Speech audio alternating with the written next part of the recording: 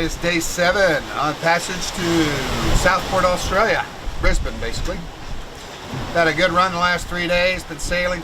We got the main up and the screecher out. And we are 20 miles behind Archer. They're out in front of us a little ways. They should arrive about 8-9 hours ahead of us at Southport. Looks like the winds are going to hold up. Might get a little lighter tomorrow, and should be either Wednesday, day after tomorrow, or Thursday. Hopefully we keep these 18 to 20 knot winds on us, and we'll just keep cruising on in. Yeah, I'll let it float away. I'll let it float away. I'll let it float away. Float away, float away. Yeah, I'll let it float away. I'll let it float away. I'll let it float away.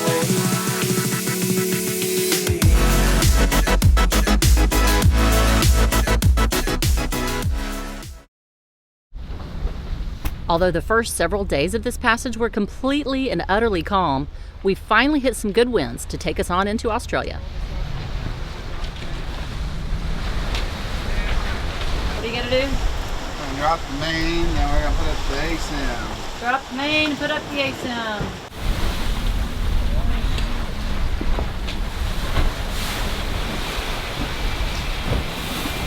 So we're pulling in the sail, the screecher, and we're gonna put the asymmetrical out. Goody two shoes for us. It's a bigger sail. I think it's better for down when the wind's at your butt, kind of poking. What? Yeah.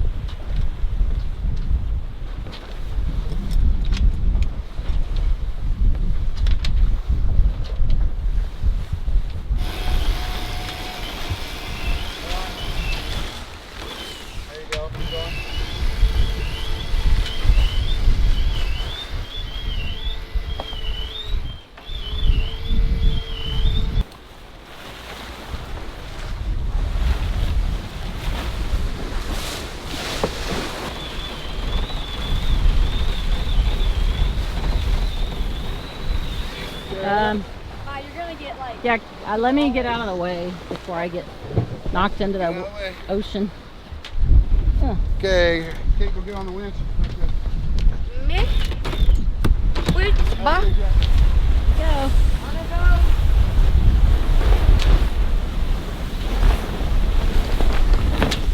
Slow down, slow down, slow down. Hold on, let me get closer to you. Oh, is your thing locked off here? Yeah. Beautiful. We get any more speed? No more than 7. Oh. Throttle that up to about 1500. Just run it up there right quick. You don't have to look at that. Just do it according to the gauge there. What gauge? The gauge right there where the needle is. Oh. That's 1,000. That first white mark's 1,000. This one here? Yeah. Okay. And then the next mark is 1,500. So just push it up there. So 1 and 2? Yeah. And let off that. Just let off. Okay. And you just turn the key off. There you go. Pull the zoom from it. Okay! Good job, Kate. Did you know that if you read the sail from standing on the deck, it says T tail yawa instead of let it flow? If you see if a boat was over there, they would see T tail yawa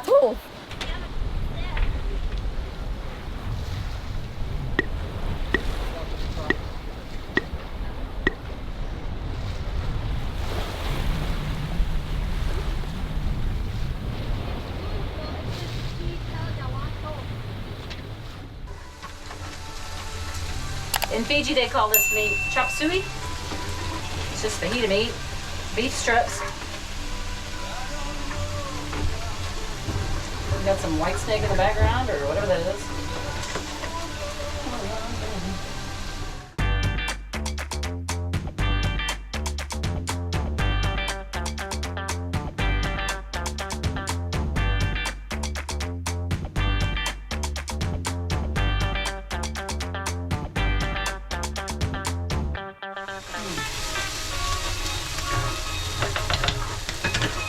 This stuff right here is the bomb. So it's olive oil with a little bit of flavor in it.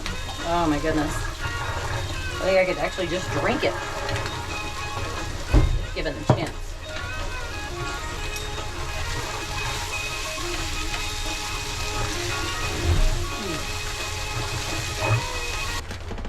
Some cheese on this boy. Just a little bit of cheese. Tomatoes. There we go. How beautiful that looks. Yummy. I did a red deck and then I red deck. How's your fajita? It's very good. Is it good? Do you like the tomatoes? Yes, I put a bunch on it.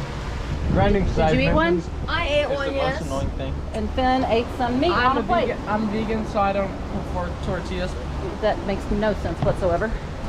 It makes all the sense in the world if you know. What are you thinking, Father? What's going on? Nada. Nothing? Just a whole lot You of think we should start sailing. sailing to New Zealand? Yeah, we're gonna turn around and go to New Zealand.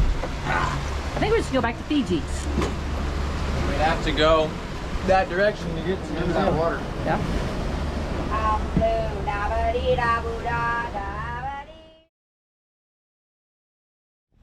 So he's putting up the screecher. We're putting it out or putting it away? Getting it. Putting it up and out. Yeah. Gotcha. We can go. Faster. When did we take it down? I guess in the night? Yesterday? Oh yeah, we put the float away sail up, and I guess y'all took that down during your night shift? Yeah. Yeah?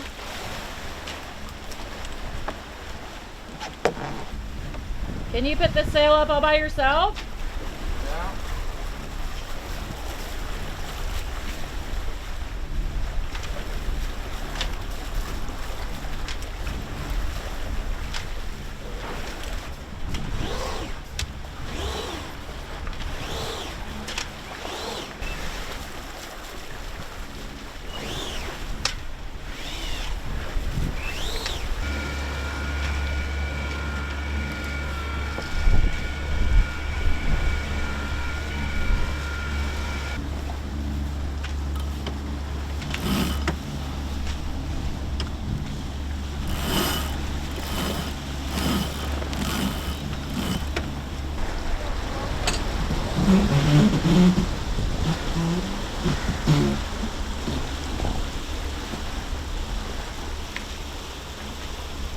Are we going any faster?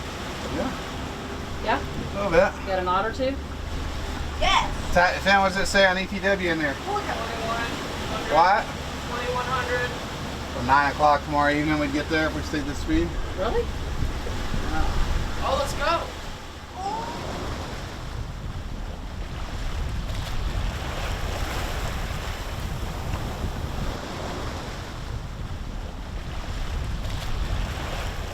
Now he's decided to put the main out as well, to try to gain another knot of speed or two. In order to put the main up, we have to furl the screecher and turn the boat into the wind.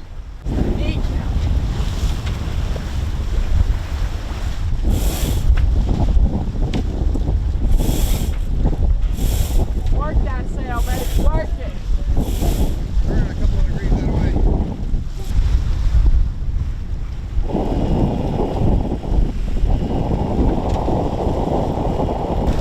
And now, screecher down. Yeah? Keep going. Alright.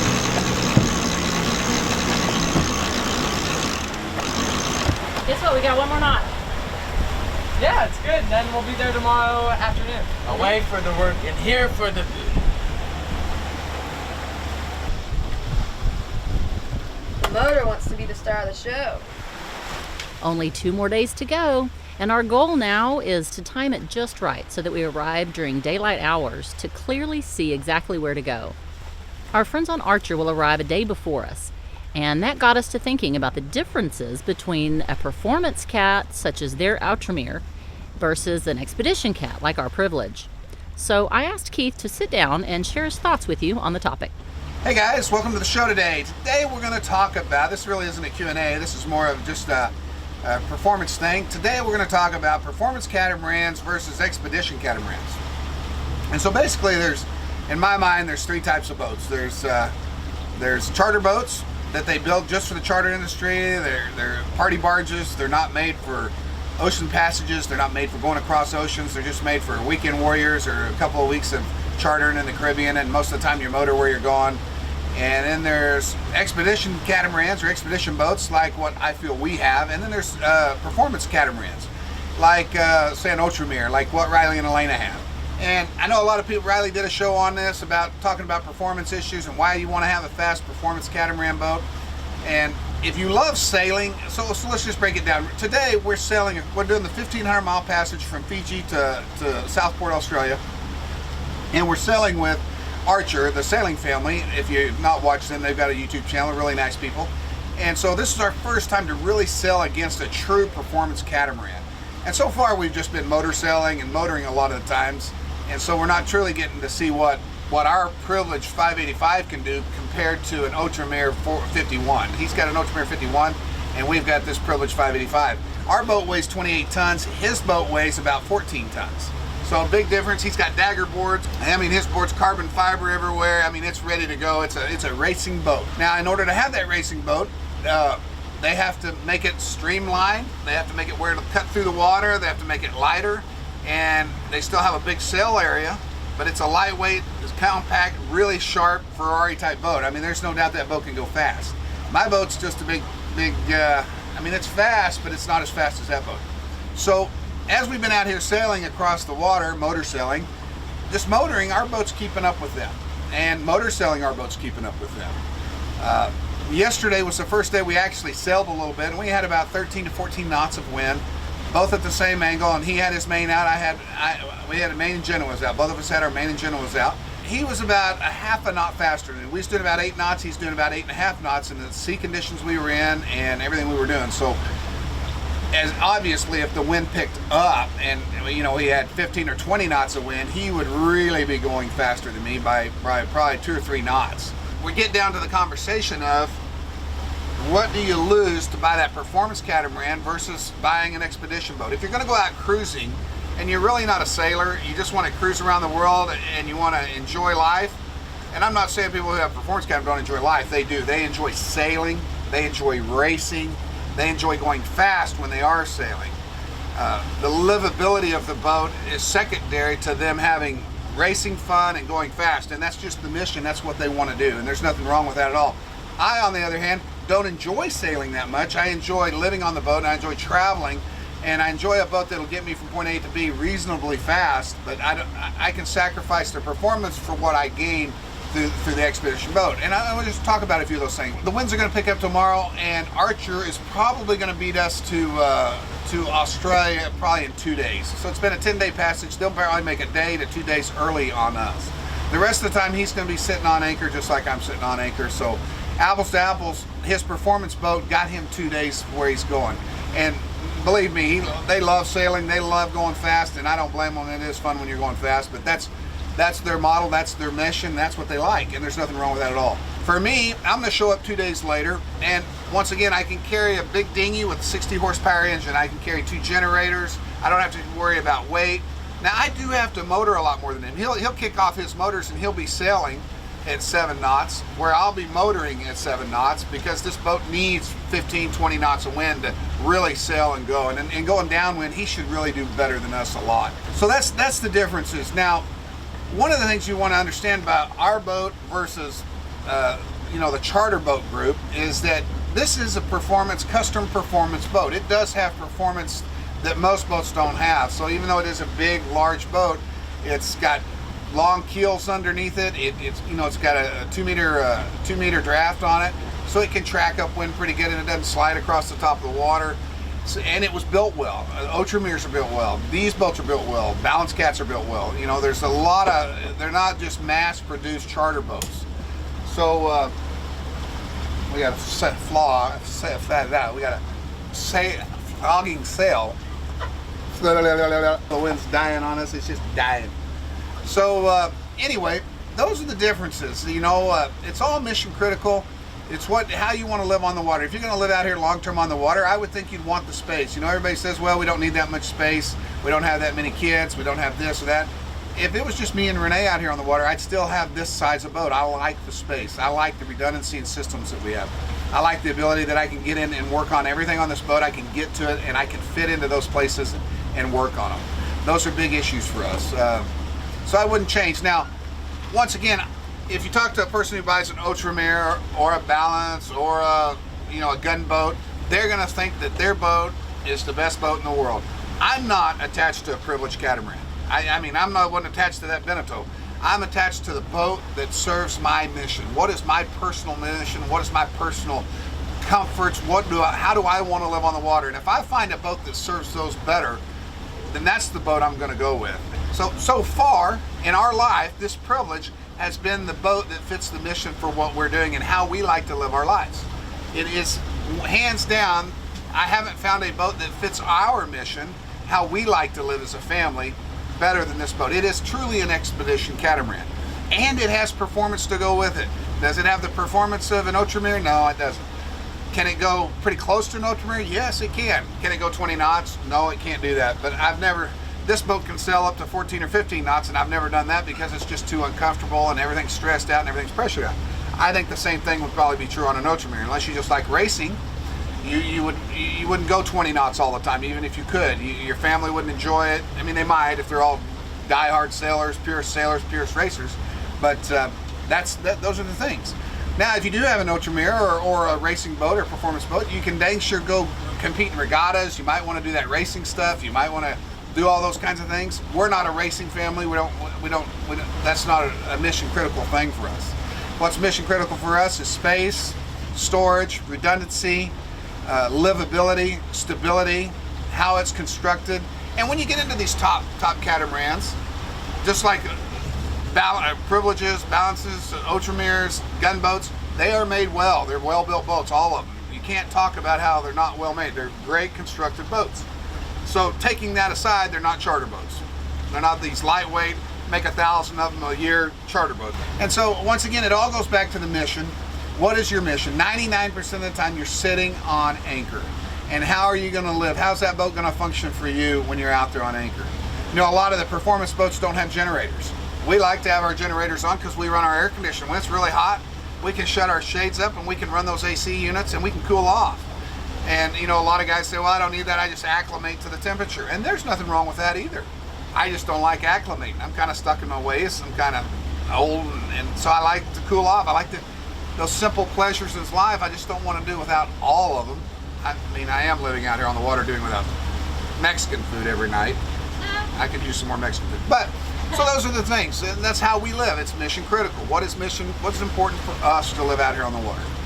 So, once again, 99% of the time you're on anchor or you're motoring from one part of an island to another part of an island, and unless you're just a true purist sailor, you know, you think about your mission. What kind of person are you? What do you really want out of a boat? How's that boat going to serve your needs? So that's just my thoughts on performance boats versus expedition boats versus charter boats. And now I got to go roll in a sail because we don't got no wind and we're running the motors. And we got lots of diesel on this boat, so that's also good. Also a good thing.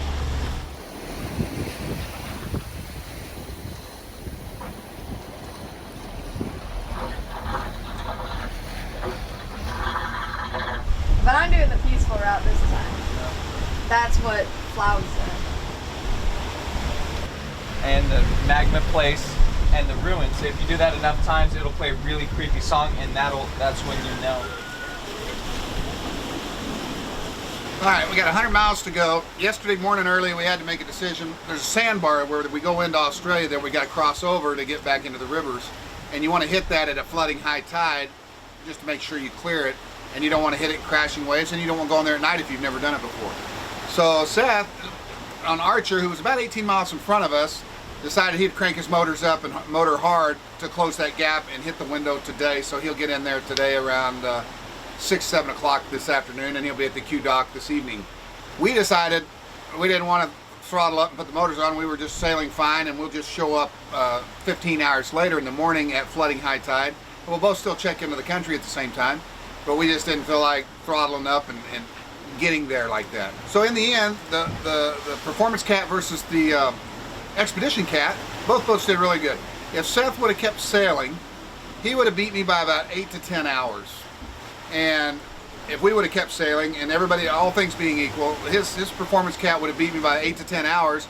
And because if he had kept sailing, he would have had to slow down, and we would have still arrived in the morning to cross the sandbar. But because he throttled up and wanted to get the passage over with, because they were tired of sailing, they got in there today. The Cat went great, went fast, motor sailing. We could have done the same thing. We'd have both hit the sandbar about the same time, within an hour or so of each other, and we'd have been in there. So once again, two great boats, great built boats, boats that are really good for long distance cruising out here in the ocean. I've got 50% fuel left. I think Seth's down to around 30-40% fuel on Archer.